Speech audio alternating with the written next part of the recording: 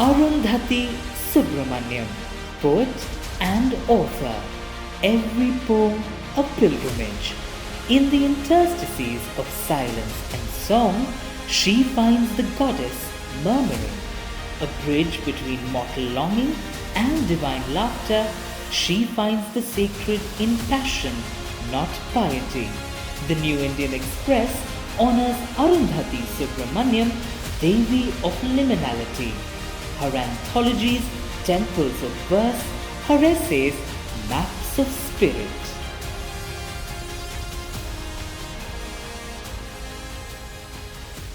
A round of applause for Ms. Arundhathi, ladies and gentlemen.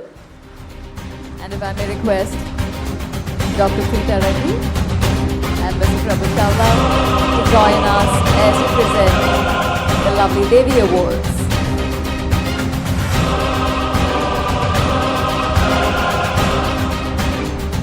Hard to compete with that music. Arundhathi, you write poetry, prose, everything. What's your favorite form? Undeniably poetry. Yeah? Yes. So I'm one of those poets who's made sure she does not write fiction. I'm absolutely monogamous as far as poetry is concerned. What is it about poetry that, that sort of moves you so much? The fact that it is a kind of kinetic language. It's language that dances. It's language that sings. It's language that does many of the things that some of our awardees here do. So to me, that's really primarily it. It also happens to be a particularly invisible form, a somewhat dowdy, not terribly glamorous form. So it means a great deal to receive an award like this. It is the kind of vitamin that I think one needs on what can often seem like a very solitary journey. Yes. Thank you. Thank you so much. And it's not unglamorous at all. I think you bring all the glamour to it. So, thank you.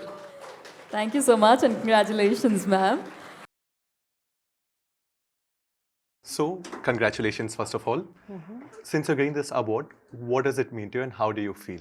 This award, I think, means a very great deal, particularly, Farhan, because much of my own work has been about the recovery of the female voice in all its vulnerability, in all its power, the female voice in sacred poetry in particular. So an award called the Devi Award is very moving and very meaningful personally. And additionally, because poetry is the kind of virtually invisible activity that it is, dowdy and not terribly glamorous, awards like these are the kind of vitamin that one needs to continue on what can often seem like a very solitary journey. So it means a great deal. Okay. And since it's called Devi Awards, what do you think about that and what does it signify to you? More than I can probably say. For many years, the notion of the goddess appealed to me as a kind of archetype, as an inspiration. All the goddesses of learning and of inspiration in all traditions are female, the sources of inspiration, the muses, Saraswati, and many between and beyond. But I think for me, in many ways, it was an abstract concept until I actually entered a goddess temple in the year 2010. And suddenly Devi was no longer just a notion that appealed to my feminist sensibilities, though she also appeals to that. She was much more than that. She became a living presence in my life. And so I've always maintained that Devi, for me, became the presence that no one had to introduce me to. I felt I'd always known her. And I suspect that is the way it is for all of us as we reclaim the goddess archetype into our lives. What message do you have to all your viewers out there? Don't believe the naysayers. If you feel deeply impelled to pursue a certain calling, it really doesn't matter whether it's lucrative, it doesn't matter if it's high profile, it doesn't matter whether your friends and your parents approve. You've got to believe in that calling and pursue it. So don't give up.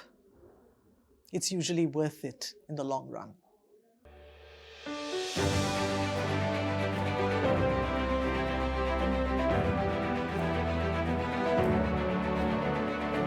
you.